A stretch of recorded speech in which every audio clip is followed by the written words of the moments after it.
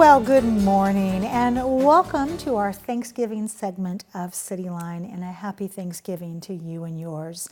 We have a great hour ahead of us. Later on in the hour, we'll be talking with the one, the only, Jolly Elf himself, Santa, and his elves are here to talk about the 6th Avenue Santa Parade. And then downtown Tacoma Holiday Crawl will be here, and they are here to talk about some of the beautiful shops and boutiques that you can experience downtown during this holiday season. Tacoma Concert Band is here to talk about their upcoming Angels in the Architecture concert, because nothing says the holidays like music.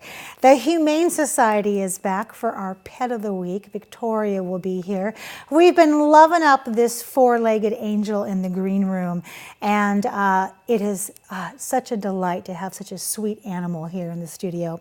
And then with me right now is the Tacoma Rescue Mission. And if you have been watching the news, the Tacoma Rescue Mission has been on the forefront of this state of emergency that we have here in Tacoma when it comes to those who are unhoused and those who are experiencing food insecurity. So please join me when I talk about angels in welcoming Duke Paulson. Hello, my friend. Thank you. It's nice to be here. Great to have you here. For people who do not know, unlike me who stalk you on Facebook, you are the executive director of the Tacoma Rescue Mission.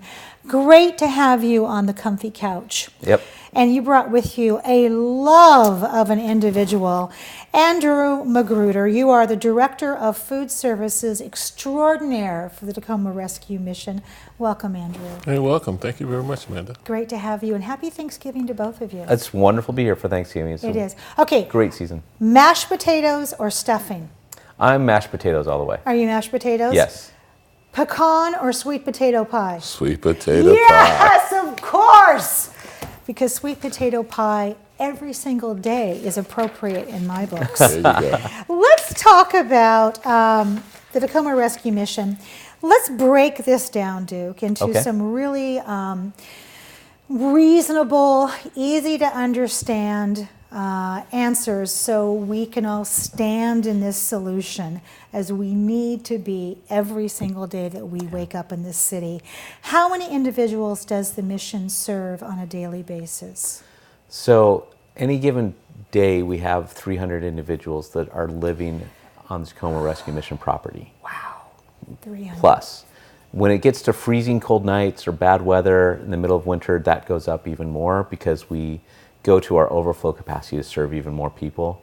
And that's just it's just a health and safety and human decency choice that we make. Yeah, so when you talk about when the weather gets bad and when it gets cold outside and we're at overflow, what kind of guesstimate do you have on overflow numbers? Oh gosh, we go up another 150 people that we serve.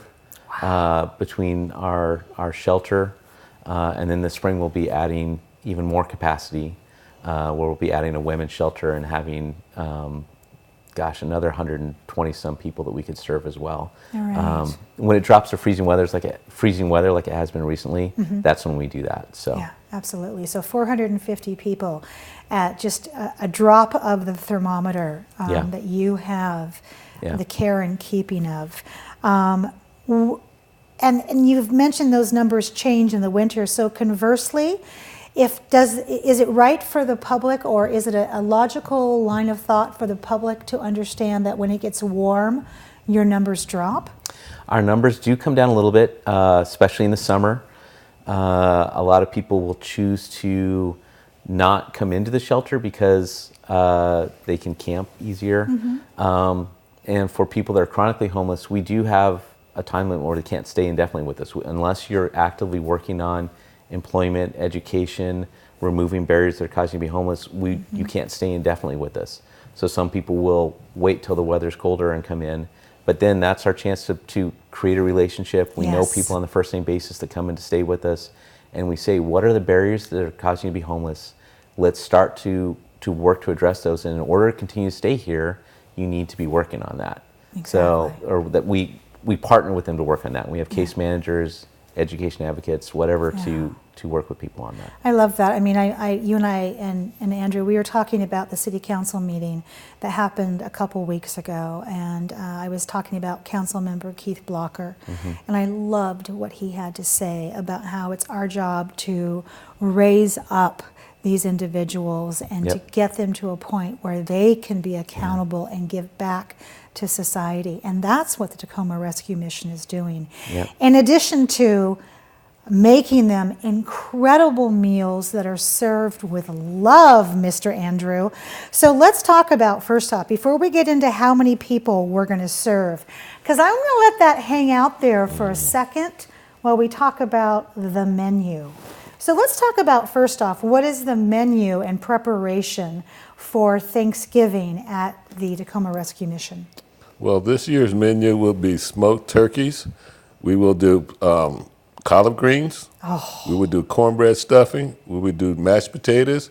We will do a green bean casserole. And then we'll do a plethora of pies. There'll be pumpkin pie, sweet potato pies, apple pie, and pecan pies. So when do you start preparing for this feast?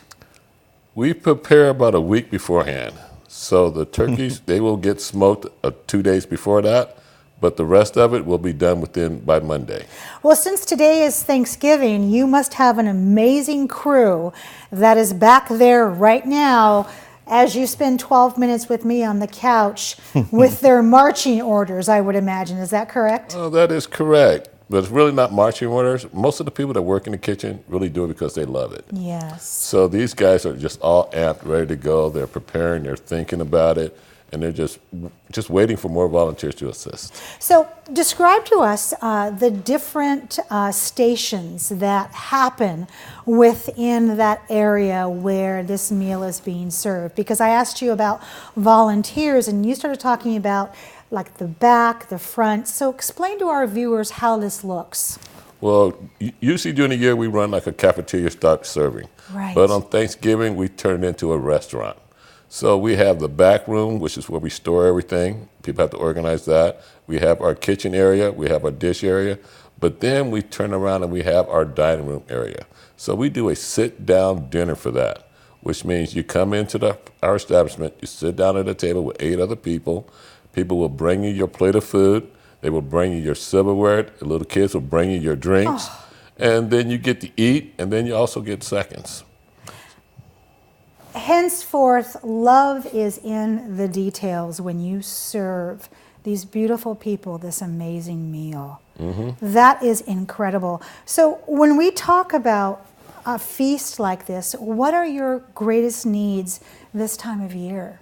Well, it's like turkeys and ham. These are the proteins we use all year round to help us keep our budget down and to serve you better. So these are the things that we need to keep on hand. Absolutely. So let's talk about, there it is, hanging out there. Now that you've shown us all this amazing, heartfelt servant leadership that you perform, you and your volunteers and your team, how many people are we serving today? Right now, we're serving about 1,000 people today. Oh my goodness. And that's in our 2 campuses, both downtown and Adams Street. And then on Thanksgiving, it'll be like 1,400. Oh my goodness, what a gift. That is incredible. I was telling you about when I was growing up and they had things called soup kitchens. And the food there was not even close to the quality that you have described. And henceforth, you know, people in faith-based organizations would open up their doors and have potlucks. But this is like walking into a restaurant. And I would imagine you have people who want to volunteer and get a place on the list to volunteer months in advance, Andrew. That is correct. So our volunteer for Thanksgiving Day is 200 strong.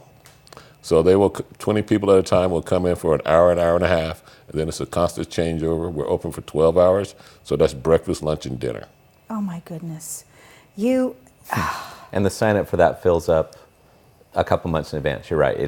We're just now filling up the Christmas shifts, 6 weeks ahead of time. But Thanksgiving goes quick, but we have so many people, and it's not just Thanksgiving. So people come in and start working 4 or 5 days in advance, helping because Yes. all those potatoes are peeled by hand. And they're mashed. fresh, you said. They're all Yes. peeled by hand. They're all processed, and then we cook them that day of. So it's a week's of work just to prepare everything and then cook everything and Not have to it ready mention to go. all the big containers of cornbread.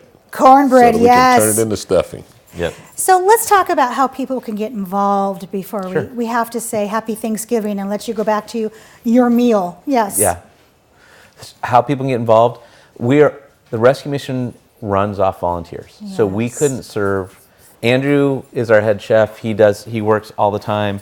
But to serve 1,000 meals a day, 365 days a year, without break, is because we have volunteers that come in and help us. Yeah. So we get to highlight that and do the special service on Thanksgiving because we really want to share extra love and make people feel special. And it's fun to see people come in and actually, call like family members and say, "Come down. We're going to sit down together and have a meal." Like there's family unification that happens. It's separate than just walk through the line with a tray and get food. This is a true sit-down meal for families and friends and people to come together, and we want to honor and serve people that way. But year-round, we always we do things, and we survive on the back of the volunteers that come in and help us. Yeah. You're in trouble. You can't make the host cry. You're right. I mean, all those families that could be estranged or could have lost touch, this is their chance to sit down and talk about thankfulness. I am so grateful for the two of you. I'm going to remember you when I'm awake at 3 in the morning and it's cold and I'm worried about people. I'm going to visualize the two of you and know that there is a segment that is being taken care of. I need to have you back on this comfy couch to talk about the women's shelter before it opens up. And I need to have you back to cook in the corner for one of our segments. Is it a Pleasure. deal? It's a deal. All right. Wait, And can't then- wait till you sample the food. It's awesome. Oh, He I does a can't. really good job. I cannot wait. Thank you to both of you so much, and happy Thanksgiving. Thank you. When we come back, Tacoma Concert Band will be in the house, so you don't want to miss that. We'll be right back after this quick break.